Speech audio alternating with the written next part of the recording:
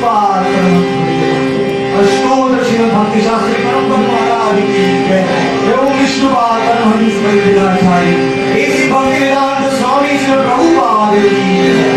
ओम विष्णुपाद परमहंस श्री भक्ति सिद्धांत सरस्वती गोस्वामी प्रभुपाद की जय। परमहंस बाबा जी गौर किशोर दास महाराज की जय। श्री सच्चिदानंद भक्ति विनोद ठाकुर की जय। जगन्नाथ दास बाबा जी महाराज की जय। श्री बलदेव विद्याभूषण की जय। विश्वनाथ चक्रवर्ती ठाकुर की जय। श्रीनिवास नरोत्तम श्यामानंद रामचंद्र कविराज की जय। श्री रूप सनातन भट्ट रघुनाथ श्री जीव गोपाल भट्ट दास रघुनाथ षड गोस्वामी प्रभु घर की जय। नामाचार्य श्री हरिदास ठाकुर की जय। प्रेम से कहो श्री कृष्ण चैतन्य प्रभु नित्यानंद श्री अद्वैत गदाधर श्रीवासादि गौर भक्त वृंद की जय। श्री राधा कृष्ण गोपीनाथ श्याम कुंड राधा कुंड गिरि गोवर्धन की जय। मथुरा वृंदावन धाम की जय। मायापुर नवद्वीप धाम की जय। पुरुषोत्तम श्री जगन्नाथ पुरी धाम की जय। गंगा मई की जय। जमुना मई की जय। भक्ति देवी की जय। श्रीमद् भागवतम की जय। भगवत गीता की जय। श्री चैतन्य भागवत की जय। समावेश भक्तवृंद की जय। All glories to the assembled devotees. All glories to the assembled devotees. All glories to the assembled devotees. All glories to Shri Guru and Gaura.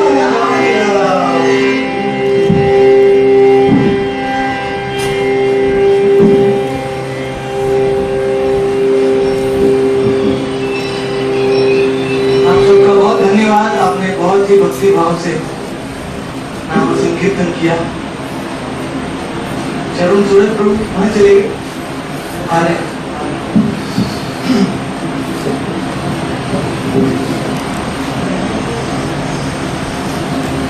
ओम नमो भगवते वासुदेवाय।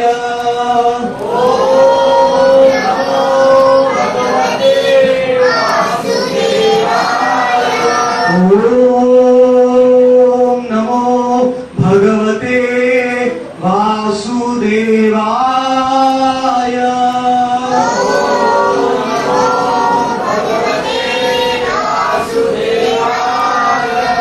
ओम नमो भगवते वासुदेवाय।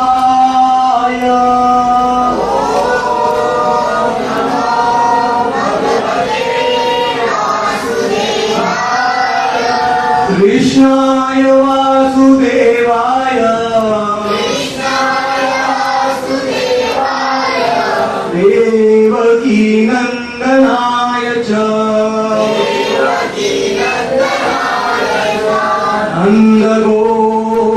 नन्दगोपकुमाराय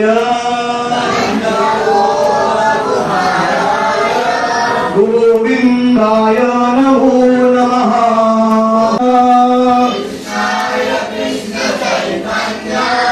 नामने गौरक्षिषे नमः। पंचतत्त्वात्मकं कृष्णं भक्तरूप स्वरूपकं भक्तावतारं भक्ताख्यं नमामि भक्तशक्तिकं। नित्यानंद मंत्र शक्ति गौरंग गौर गोपाल हरे कृष्ण महामंत्रे करता है तो पत्नी के पेट में वो आत्मा चला जाता है और नए बच्चे का जन्म होता है। तो देवताओं को भी नीचे गिरना बड़ा दुखदायी है, बड़ा दुखदायी है। देवताओं को मृत्यु नहीं, लेकिन हमेशा डरते रहते कभी मुझे नीचे जाना पड़ेगा। इसलिए भगवान गीता में कहते हैं स्वर्ग लोक में भी डेंजर है, किधर भी जाओ इस ब्रह्मांड में सब जगह में डेंजर है। तो इसलिए आ ब्रह्मा भुवना लोका पुनर्आवर्तिनो अर्जुन। ये अर्जुन, ये ऊपर नीचे जाने की मत कोशिश करो, ये चक्कर में घूमते ही रहोगे, घूमते ही रहोगे। कब तक घूमते रहोगे? निकलो यहां से बाहर। आ ब्रह्मा भुवना लोका, मेरे धाम में आ जाओ। यह तत्वा न निवर्तन्ते तत्धाम परमं मम। मेरे धाम में एक बार जो भी पहुंच जाता है वो इस संसार में वापस नहीं आता। कई भक्त लोग मुझे प्रश्न पूछते हैं, हमेशा यही पूछते रहते हैं कि महाराज जी हम क्या भगवान के धाम में थे या नहीं? पहले भगवान की लीलाओं में हम थे कि नहीं? हम इधर अभी आए गए हैं इस संसार में, किधर से आए हम? कौन बता सकता है?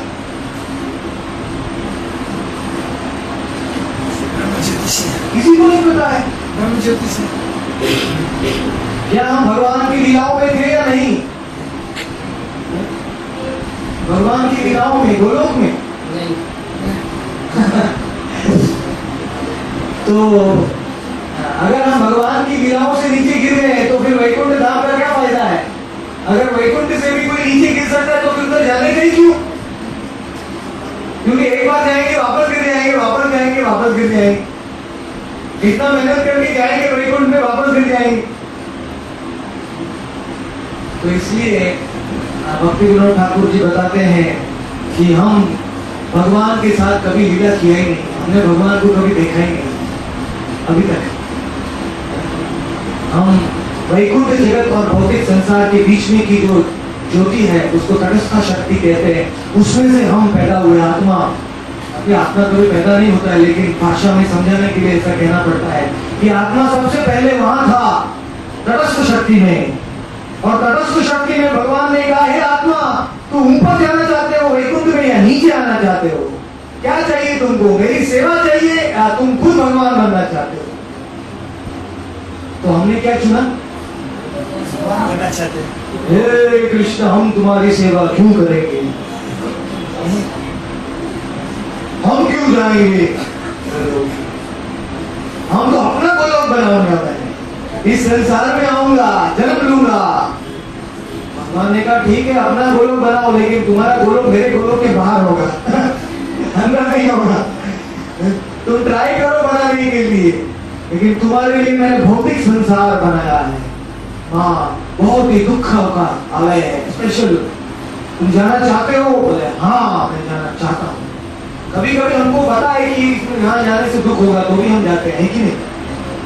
कंट्रोल नहीं कर पाते। आत्मा अपना स्वतंत्रता को दुरुपयोग करता है और आत्मा इस संसार में गिर गया। ऐसे कई आत्मा है,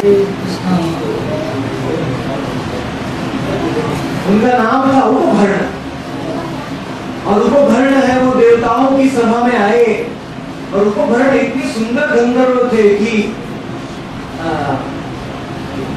10-15 अप्सराएं उनके साथ में हमेशा घूमती थी। तो 10-15 अप्सराओं को लेके देवताओं ने संकीर्तन का प्रोग्राम किया था। स्वर्गलोक में भी संकीर्तन होता है। तो नारद जी 10-15 अप्सराओं को लेके आ गए उपभरण, और सब अप्सराएं भगवान का कीर्तन करने के बजाय उपभरण का कीर्तन कर रही थी।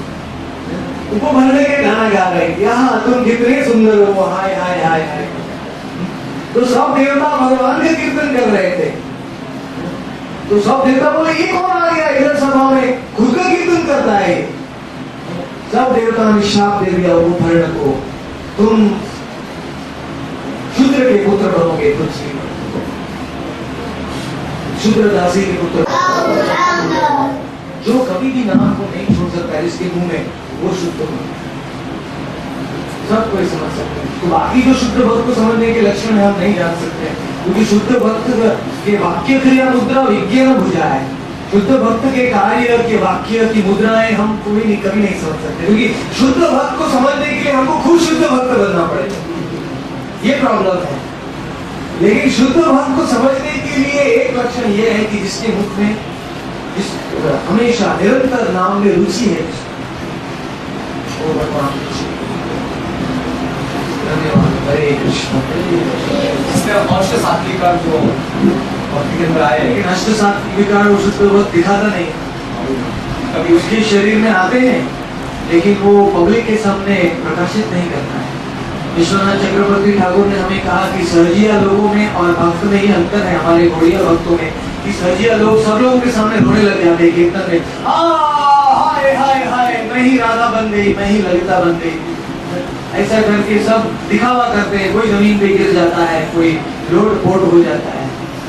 एक बार वृंदावन में कृष्ण बलराम मंदिर में मंगल आरती चल रहा था और प्रभुपाद जी मंगल आरती में आए हुए थे, तो एक सहजिया भक्त आया और सब भक्तों के सामने करके सब शरीर में अष्ट सात्विक विकार दिखाने लगा, आंसू बाहर आ रहा था, उसके सब बाल खड़े हो गए थे, कभी जमीन पे जोर से गिर जाता था, कभी खड़े होके वो करता था। तो सब भक्तों कौन, सब लोगों ने हाथ जोड़ लिए, बोले ये तो कोई महापुरुष लगता है। तो प्रभुपाद जी ने पहले दिन कुछ नहीं बोला, दूसरे दिन वो आया तो प्रभुपाद जी ने एक भक्त को बोला, जरा एक डंडा लेके उसको मारो ना एक डंडा लेके जरा उसको मारो थोड़ा सा। तो एक भक्त ने डंडा लिया और उसको ऐसा करके मारा थोड़ा सा पीठ पे, और जैसे ही मारो वो सब गाली देना चालू कर दिया भगवान के सामने। तो जानते नहीं हो मैं कितना महान हूँ, मैं कितना बड़ा हूँ, तुम क्या हो मुझे मारने के लिए। तब सब लोग समझ गए कि उसका पोल खुल गया कि वो कोई शुद्ध नहीं है। जब तक उसको मारा नहीं तब तक वो दिखावा कर रहा था, जब उसको मारा तब सब खत्म हो गया। ऐसे एक बच्चों को कहानी है ना, जंगल में एक शियाल था, वो शियाल है वो एक बकेट में गिर गया, उसमें ब्लू रंग का इंक रखा हुआ था, क्या रंग, तो शियाल ब्लू रंग के रंग में गिर गया, तो बाहर निकला तो ब्लू रंग का जानवर बन गया पूरा। तो सब जंगल के जानवर आए, शियाल को बोले अरे ये कौन सा नया जानवर आ गया है, कौन है, बहुत बड़ा है। तो वो शियाल बोला मैं जंगल का राजा हूँ, आवाज भी थोड़ा ऐसा गलत करने लगा, मैं जंगल का राजा हूँ। तो सब जानवरों ने उसको सिंहासन पे बिठा दिया, बोले तुम ही राजा हो। सब जानवर उसकी पूजा करने लगे, लेकिन 2 दिन 3 दिन उसकी पूजा किया, लेकिन चौथे दिन एक दूसरे शियाल ने आवाज किया, पता नहीं कैसे करते हैं, लेकिन वहाँ एक दूसरे शियाल ने आवाज किया, तो ये बेटा शियाल ये सिंहासन पे बैठा था, उसको जवाब देने के लिए इसने भी आवाज कर दिया, वो भूल गया वो ढोंग कर रहा था, वो भूल गया, उसने भी आवाज कर दिया। तो तुरंत उस बाघ समझ गया, वो सिंह, अरे ये तो शियाल है, उतरो उतरो उतरो, मेरा पोजीशन ले लिया तुमने। तो ये सहजिया लोग ढोंग कर सकते हैं, भक्ति का दिखावा करते हैं, बाहर से अष्ट सात्विक विकार दिखाते हैं, लेकिन जब टाइम आता है तो पता चल जाता है क्या है अंदर से बाहर से। लेकिन भगवान के भक्त कभी भी बाहर से इसको, प्रभुपाद जी के पूरे जीवन में प्रभुपाद जी ने 3 या 4 बार थोड़ा सा झलक दिखाया इसका, प्रभुपाद जी ने छुपा के रखा। एक बार वो जय राधा माधव गा रहे थे वृंदावन में मेरे ख्याल से, तब सडनली प्रभुपाद जी रुक गए और समाधि में चले गए 5 मिनट के। सब भक्त लोग इंतजार किया, बोले क्या हो रहा है प्रभुपाद को, क्या हो रहा है। प्रभुपाद जी समाधि में चले गए और फिर 5-10 मिनट के बाद सब भक्त लोगों ने जोर से कीर्तन चालू किया। फिर प्रभुपाद जी उठे और उनकी आंखों में से आंसू साइड से गिर रहे, लेकिन प्रभुपाद जी ने दिखाया नहीं किसी को, बोला कंटिन्यू कंटिन्यू कंटिन्यू चालू रखो कीर्तन। इसलिए भगवान का जितना हम भक्ति के भावों को छुपाएंगे उतना भक्ति का भाव हमारे हृदय में बढ़ेगा, जितना दिखाएंगे उतना घटेगा। इसलिए भक्ति के भावों को छुपाना चाहिए। हमारे आचार्य रूप गोस्वामी वो तो इतना छुपाते थे। जब संकीर्तन होता था तो उनके शरीर में इतने भाव प्रकट होते थे, लेकिन वो खंबे की तरह खड़े रह जाते, किसी को दिखाते नहीं थे।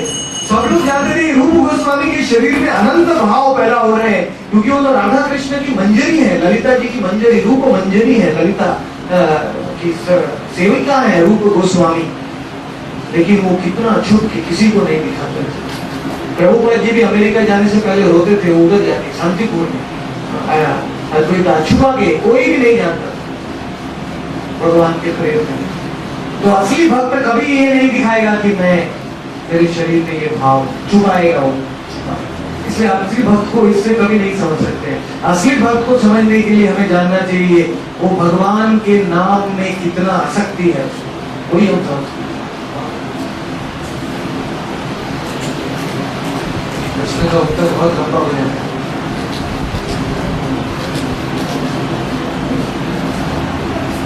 अंत करने की इच्छा नहीं हो रही है। प्रेम से भगवान की पूजा करने से आंखों से पानी क्यों गिरता है? ये हमारा शरीर है ना 5 तत्वों का बना है, भूमि, जल, वायु, अग्नि और आकाश। उसमें से पानी एक पदार्थ है। तो जब हम भगवान का आराधना करते हैं, नाम लेते हैं, पूजा करते हैं, तो हमारे शरीर में रोमांच हो जाता है। तो रोमांच से हमारा शरीर गर्म हो जाता है और गर्म से हमारा जो शरीर में जो पानी का पदार्थ है वो एक्सपांड हो जाता है। जैसे पानी को गर्म करते तो पानी एक्सपांड होता है ना, हाँ, वाफ आ जाता है। उसी प्रकार भक्ति के भाव से पानी का पदार्थ बढ़ जाता है और पानी हमारे शरीर में रह नहीं पाता है, इसलिए आंख से निकल जाता है आंसुओं से। इससे वो आंसू अच्छे हैं जो आंसू भगवान के प्रेम में निकलते हैं। प्रभुपाद जी के वो आंसुओं से हमारा भक्ति बढ़ता है, लेकिन वो आंसू दिखावट का नहीं होना, दूसरों को दिखाने के लिए वैसे आंसू, इससे हृदय पवित्र होता है। जब दिखावट के लिए आंसू किया तो खत्म हो गया। वो हरिदास ठाकुर का लीला पता है ना, हरिदास ठाकुर नाच रहे थे, वो सांप का बीन बजा रहा था, सांप का बीन बजा रहा था, वो सांप नाच रहा था, वो कालिया नाग की लीला गा रहा था बीन में कि कालिया ने, कृष्ण ने कैसे कालिया को मर्दन किया। तो हरिदास ठाकुर वहां आ गए। हरिदास ठाकुर को इतना प्रेम आ गया कालिया की लीला सुन के, ऐसा नृत्य करने लगे, अद्भुत नृत्य। 9 घंटे तक आकाश में उड़ रहे थे, कभी जमीन में गिर रहे थे। उनके शरीर में रोमांच हो गया, अष्ट सात्विक विकार उनके शरीर में पैदा हो गए। तो हजारों लोग बंगाल से आ गए, सब हरिदास का नृत्य देखने के लिए। हरिदास हरिदास सब बोल के नाचने लगे। हरिदास का नृत्य देख के उनके शरीर में भी प्रेम आ गया। लेकिन एक ब्राह्मण था, वो बड़ा ईर्ष्यालु ब्राह्मण था। वो सोचता हरिदास ऐसा नाच रहे हैं, इतना भाव दिखा रहे हैं, तो इनके हजारों चेला हो गया, तो मैं ऐसा नाचूंगा तो क्या होगा। तो वो हजारों भक्त साइड में खड़े थे और हरिदास बीच में नाच रहे थे। तो ये ब्राह्मण भी आके करके गिर गया नीचे, भाव दिखाने लगा, फिर खड़ा हो गया, फिर नाचने लगा और वो भी हरिदास जैसे भाव दिखाने लगा। तो ये जो बीन बजाने वाला था, वो कालिया का लीला बजा रहा था, उसने बीन साइड में रख दिया, हाथ में डंडा ले लिया और डंडा लेके उस ब्राह्मण को इतना पीटने लगा, इतना पीटने लगा। सब लोग रुको रुको रुको, क्यों मार रहे हो इसको, बेचारे ब्राह्मण को, ये इसको तो मारने के लायक है, नाम कमाने के लिए भाव दिखा रहा है, इसको तो दंड देना चाहिए। वो भागे। सब लोगों ने बोला लेकिन हरिदास को आपने, हरिदास जब नृत्य कर रहे थे तब तो आप हाथ जोड़ के देख रहे हैं और इसको क्यों डंडे से मार रहे हैं? बोले हरिदास जी जब नृत्य कर रहे हैं प्रेम में, सब विकार उनके शरीर में दिख रहे हैं। हरिदास को बाहर की दुनिया का कोई होश नहीं है, वो बाहर की दुनिया को दिखाने के लिए नहीं कर रहे हैं, वो डायरेक्ट भगवान की लीलाओं में है, भगवान के आनंद के लिए नाच रहे हैं। लेकिन ये ब्राह्मण, ये तो पाखंडी है, बाहर दिखावट के लिए नाच रहा है, इसलिए इसको तो मारना चाहिए। इसलिए हमें दिखावट का आंसू नहीं करना, असली प्रेम का आंसू छुपा छुपा के होना चाहिए भक्ति में, भगवान के प्रेम में, और फिर हमारी भक्ति धीरे धीरे आगे बढ़ेगी। और चिंता मत कीजिए, दूसरे भक्त भी आपकी भक्ति को जानेंगे। जरूरी नहीं कि उनके सामने रोने से ही आपकी भक्ति को जानेंगे, धीरे धीरे सब भक्त लोग आपकी भक्ति को जान लेंगे, लेकिन आपके भाव बाहर मत दिखाइए। धन्यवाद। श्वास में आएगा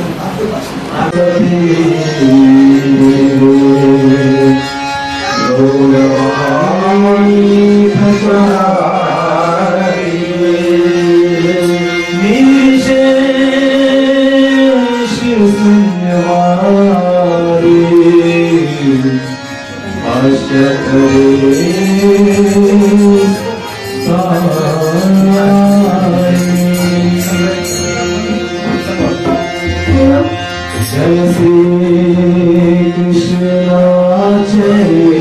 चैतन्य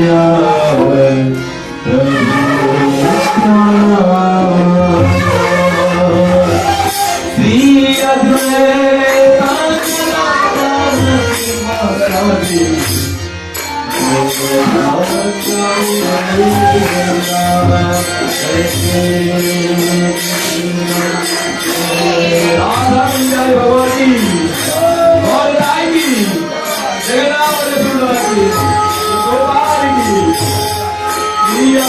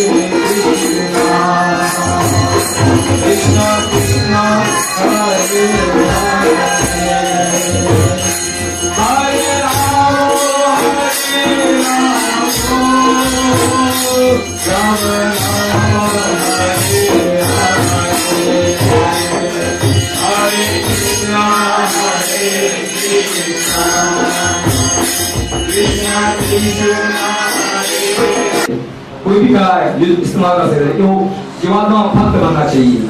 इसलिए महाराज नए नए प्रकार का टेक्नोलॉजी का इस्तेमाल करते हैं, कभी प्रोजेक्टर, कभी वीडियो। आज वीडियो देखा हमने, देखा है ना, तो अलग अलग प्रकार का ब्रेन रहता है, अलग अलग ट्यूमर रहता है, क्या क्या नहीं महाराज बताते हैं।